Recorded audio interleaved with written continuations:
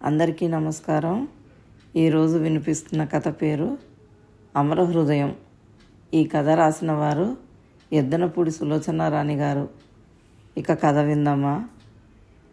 ఎక్స్కర్షన్కి వెళ్ళిన ఫనీ ఊరు నుండి తిరిగి వచ్చేశాడు. ఇంటికి అతిథులు రావడంతో సుజాత స్టేషన్కి వెళ్ళడానికి వీలు కుదరలేదు. డ్రైవరే వెళ్ళాడు. రాజాని ఇంటి దగ్గర దించిన తర్వాత ఫనీని తీసుకువచ్చి దించి వెళ్ళాడు. ఇంట్లోకి వచ్చిన ఫనీని ఎన్నో ఏళ్ల తర్వాత చూసినట్టుగా కొడుకుని దగ్గరికి తీసుకుని గట్టిగా కౌగలించుకుంది. ఫనీ స్పర్శ, ఫనీ ఊపిరి, ఫనీ నోటి నుండి వస్తున్న అమ్మ అనే పిలుపు అమరకి మృత శరీరంలో మళ్ళా ప్రాణం పోస్తున్నట్టుగా అనిపించింది. వాడిని చూస్తుంటే కళ్ళ వెంట నీళ్లు తిరుగుతున్నాయి. కొడుకును వదిలి ఒక్కరోజు కూడా ఎప్పుడూ ఉండలేదు. థ్యాంక్స్ అమ్మా, నువ్వు నన్ను పంపావు కదా, మంచి అమ్మ అంటూ ఫనీ తల్లి బుగ్గ మీద ఇష్టంగా గట్టిగా ముద్దు పెట్టుకున్నాడు. అమర ఆశ్చర్యపోయింది. ఫనీని దగ్గరికి తీసుకోవడం, ముద్దు పెట్టుకోవడం తనే చేస్తుంది. ఫనీ సంతోషం వేస్తే తన నడుం చుట్టూ చేతులు వేసి పొట్టలో తల దాచేసుకుంటాడు. ఈరోజు ఫనీ చేసిన ఈ పని కొత్తగా అనిపించింది. బాగున్నావా నానమ్మ అడిగాడు. ఏం బాగులేరా నాయనా, నువ్వు లేకపోతే నాకేం బాగాలేదు అంది ఆవిడ. అందుకే మరి నేను ఉన్నప్పుడు నాతో పోట్లాడకు, కనుబొమ్మలు ఎగరేస్తూ అన్నాడు. ఆ కనుబొమ్మలు ఎగరేయడం కూడా కొత్త విద్యే. అమర కొడుకుని స్నానం చేయమని నీళ్లు పెట్టింది. పాతలాగు చార చొక్కా తలుపు మీద వేసింది. ఫనీ స్నానం చేసి వచ్చి తలుపు మీద బట్టలు చూసి, చీ నాకేం వద్దు అవి అన్నాడు. బట్టలు ఉతికినవి ఇంక లేవురా, అన్నీ పట్టుకెళ్ళావుగా అంది. నా దగ్గర ఎన్ని ఉన్నాయో చూడు. బ్యాగ్ జిప్పులాగి ఒక్కొక్కటి తీసి చూపించాడు. సుజాత రాజా పుట్టినరోజుకి కొన్నటువంటి ఖరీదైనవి ఇంకా 4-5 ఉన్నాయి. ఇవి ఎక్కడివిరా అంది ఆశ్చర్యంగా. కొత్తమ్మ ఇచ్చింది, చూసుకో ఎంత బాగున్నాయో. అజంతా గుహలు చూడటానికి వెళ్ళినప్పుడు ఇవి వేసుకుంటే నా ఫ్రెండ్స్ అందరూ బాగుంది అని మెచ్చుకున్నారు. చూసుకో ఇంకా ఉన్నాయి. సగర్వంగా అన్నీ తీసి చూపించాడు. ఇవి ఎక్కడివి నీకు? కొత్తమ్మ రాజా బట్టలతో పాటు నా బట్టలు కూడా సర్దింది. చూసుకో మేజోళ్ళు. టామ్ టామ్ టాయ్ మ్యూజిక్ నోట్తోనే చప్పుడు చేశాడు. అమర బుగ్గన చేయి పెట్టుకుని ఆశ్చర్యంగా చూస్తుంది. అమ్మ, నేను రాజాని దింపడానికి వెళ్ళినప్పుడు ఇంకో అమ్మ లోపలికి పిలిచిందే, తనకి కూడా ఇలా థ్యాంక్స్ చెప్పమంది అంటూ బుగ్గ చూపించాడు. రాజా అలాగే చెప్పాడు. రాజా దగ్గర ఎన్నో నేర్చుకోవచ్చు. ఓ అదా, రాజాని ఇమిటేషనా? అమరకి నవ్వు వచ్చింది. సుజాత ఫనీ బట్టల కోసం అంత డబ్బు ఖర్చు పెట్టడం బాధ అనిపించింది. తీర్చే విధానం లేదని బాగా తెలిసి కూడా ఎలా తీసుకోవడం? ఫనీని కాఫీ తాగమంటే వద్దమ్మా, రాజా వాళ్ళ ఇంట్లో ఇంకో అమ్మ అన్నం పెట్టి పంపింది నన్ను. అమ్మ వాళ్ళ ఇంట్లో అన్నం, క్యాబేజీ కూర, పెరుగు పచ్చడి, సాంబారు ఎంత బాగున్నాయో. నానమ్మ నీకు అదృష్టం లేదులే, చెయ్యి తిప్పాడు. ఏడిసావులే, ఈ మిడిమేళానికి ఎందుకురా అంత సంబరం? నాకు మీ అమ్మ పెట్టే పచ్చడి మెతుకులే ఇష్టం. ప్రయాణం అలసటతో ఉన్న ఫనీ కబుర్లు చెబుతూ త్వరగానే నిద్రపోయాడు. అమర అత్తగారికి భోజనం పెట్టి తను తిని చిన్న లైట్ వేసి దేవుడికి దండం పెట్టి వచ్చి మంచం మీద కొడుకు పక్కన పడుకుంది. ఫనీ గుండెల మీద 2 చేతులు పెట్టుకుని క్రమబద్ధమైన శ్వాస పీలుస్తూ గాఢ నిద్రలో ఉన్నాడు. నిద్రలో కూడా వాడి మొహం చిరునవ్వుతో ఉన్నట్టుగా ప్రసన్నముగా ఉంది. మర్నాడు తెల్లవారుజామున ఫనీని లేపేసరికి అమర తల ప్రాణం తోకకు వచ్చింది. ఎంతసేపటికి అమర బలవంతంగా లేపుతుంటే వాలిపోతూనే ఉన్నాడు. ఊరి నుండి వచ్చాడుగా, ప్రయాణం అలసటతో ఉన్నాడు. మొఖాన ఇన్ని చన్నీళ్లు కొట్టవే, వాడే లేచి కూర్చుంటాడు అంది దుర్గమ్మ. అమర నీళ్లు తెచ్చింది. కానీ మంచి నిద్రలో ఉన్న కొడుకు మొహం చూస్తే మనసు ఒప్పలేదు. చేతివేళ్ళు నీళ్లలో ముంచి కొడుకు కళ్ళు తుడిచింది. చల్లటి స్పర్శకి ఫనీకి మెలకువ వచ్చింది. రాజా ఏమిటి అంటూ లేచి కూర్చున్నాడు. ఫనీ నేను నాన్న అమ్మని అంది అమర. అబ్బా నిద్ర వస్తుందే. ఫనీ అమర కంఠం వినగానే విసుగ్గా వెనక్కి పడుకున్నాడు. అమర కొడుకు కంఠంలో ఎప్పుడూ అలాంటి విసుగు వినలేదు. బలవంతంగా నీళ్లు ముఖం మీద అద్దింది. ఫనీకి ముక్కు మీద చెక్కిలి గింతలు అయ్యింది. పెద్దగా తుమ్ము వచ్చింది. లేచి కూర్చున్నాడు. నాన్న పాల ప్యాకెట్లు ఇవ్వాలిగా అంది లాలనగా. అబ్బా వెదో ప్యాకెట్లు నేను ఇవ్వను ఏడుపుగా అని మళ్ళీ ముడుచుకొని పడుకున్నాడు. ఫోన్లేవే అమర, ఈ పూటకు కూడా ఆ బోసుని ఇమ్మని అనలేకపోయావా అంది దుర్గమ్మ. మీరు ఊరుకోండి అత్తయ్య అంటూ అమర ఫనీని బలవంతంగా లేవదీసి ఫనీ లే అంటూ అధికారంగా పిలిచింది. పాల ప్యాకెట్లు ఇవ్వాలి, లే, పద, టైం అయిపోతుంది అంది గట్టిగా. ఫణికి తల్లి కంఠం వినగానే పూర్తిగా మెలకువ వచ్చింది. తప్పనిసరిగా లేచి కూర్చున్నాడు. కళ్ళు మూసుకునే దేవుడికి దండం పెట్టుకున్నాడు. కాళ్ళు మంచం మీద నుంచి వేలాడేశాడు. భూమి అందలేదు. కాస్త ముందుకు జరిగి మంచం వదలటం ఏమాత్రం ఇష్టం లేక అయినా గత్యంతరం లేని వాళ్ళ దిగాడు. అమర అప్పటికే తెచ్చిన పాల కూపన్లు జేబులో పెట్టింది. తల మీద క్యాప్ పెట్టింది. చెప్పులు తెచ్చి పాదాలకి అందించింది. ఇల్లు నిద్రపోతూ నడవకు, పడతావు అంటూ హెచ్చరించింది. అలాగే కాళ్ళు బాదుకుంటున్నట్టే వెళ్ళాడు. ఫణి వచ్చేసరికి అమర కూరలు తరుగుతుంది.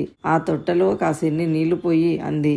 2 బకెట్లు గబగబా పోసి, నాకు స్కూల్కి టైం అవుతుంది, ఈరోజు స్కూల్ ఆఖరి రోజు, ఇక పరీక్షలే అన్నాడు.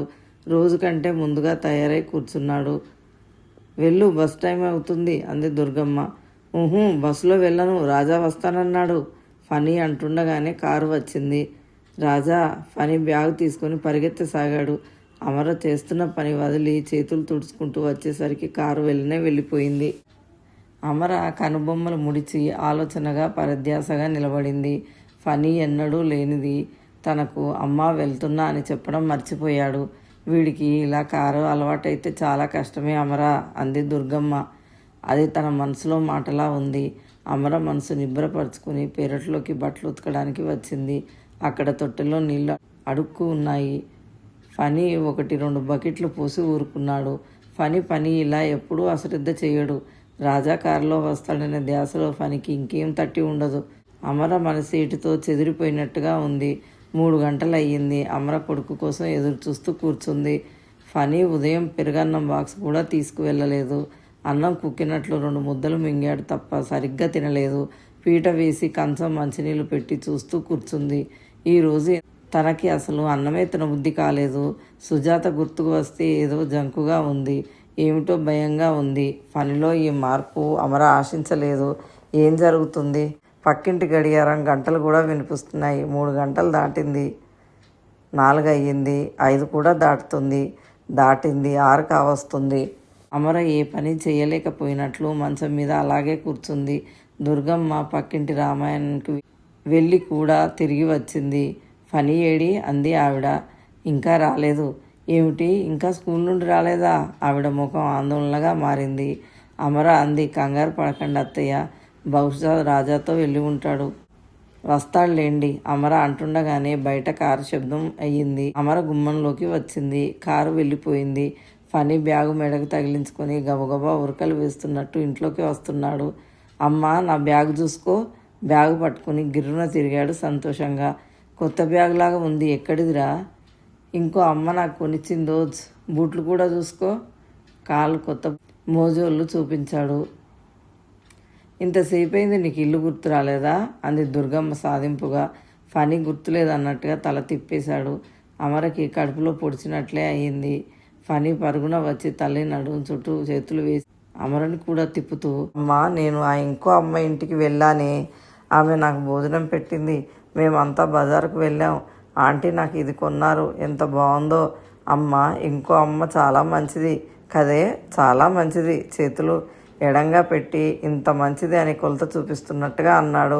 అమరకి ఆ క్షణంలో మనసు మహాగ్రంగా ఉంది.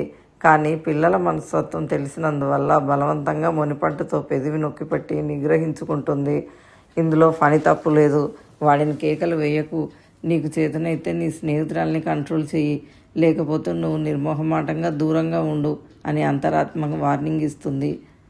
అమర గట్టిగా ఊపిరి తీసుకుని వదిలింది. అన్నీ చాలా బాగున్నాయి అని తీసుకువెళ్ళి పెట్టెలో భద్రం చేసింది. అమర కూర్చుని వాటిని పెట్టెలో పెడుతుంటే ఫణి వచ్చి వెనక నుంచి మెడ చుట్టూ చేతులు వేశాడు. అమ్మ, నేను తీసేసుకున్నాను కానీ నాకు చాలా భయం వేసింది. నేను వద్దు అన్నానమ్మా. ఇంకో అమ్మ వినలేదు. God promise. తల మీద చేయి పెట్టుకున్నాడు. మా అమ్మ తంతుంది అన్నా. మీ అమ్మకి నేను చెప్తానులే అంది. అందుకని సరే నాన్న.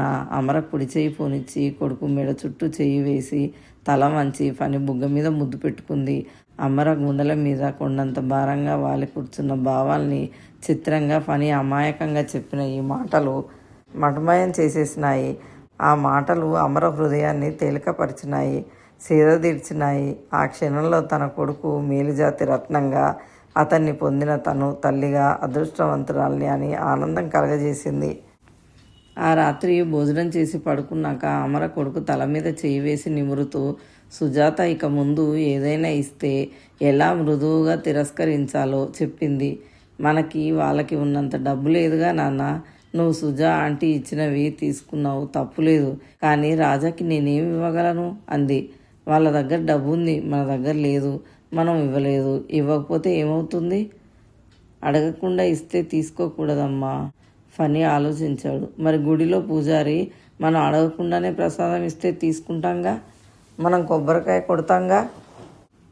ఎప్పుడన్నా కొడతాం, కానీ నేను సాయంత్రం వెళ్ళినప్పుడల్లా పూజారి ప్రసాదం ఇస్తాడుగా. అమర జవాబు చెప్పలేకపోయింది. అది వేరు ఇది వేరు అని చెప్పినా ఫనీ చిన్న బుర్రకి ఎక్కదు. ఎలా వేరో చెప్పు అంటే ఏం చెప్పాలి? అమర ఊరుకుంది. కొడుకును ఇలాంటి ప్రలోభాల జోలికి వెళ్లకుండా రక్షించాలి అంటే తనే సుజాతకి దూరంగా ఉండాలి. సుజాత అంటే తనకి చాలా ఇష్టం. కానీ తన ఇష్టం మొహమాటం కోసం ఫనీ మనసు అలజడికి గురి కాకూడదు. ఈ ప్రపంచంలో ఫనీ తర్వాతనే ఎవరైనా. అమర దృఢ నిశ్చయం చేసుకుంది. ఇక మొహమాటాలకు తావులేదు. చిన్నప్పటి స్నేహం ఇప్పుడు కుదరదు అని అర్థమయ్యింది.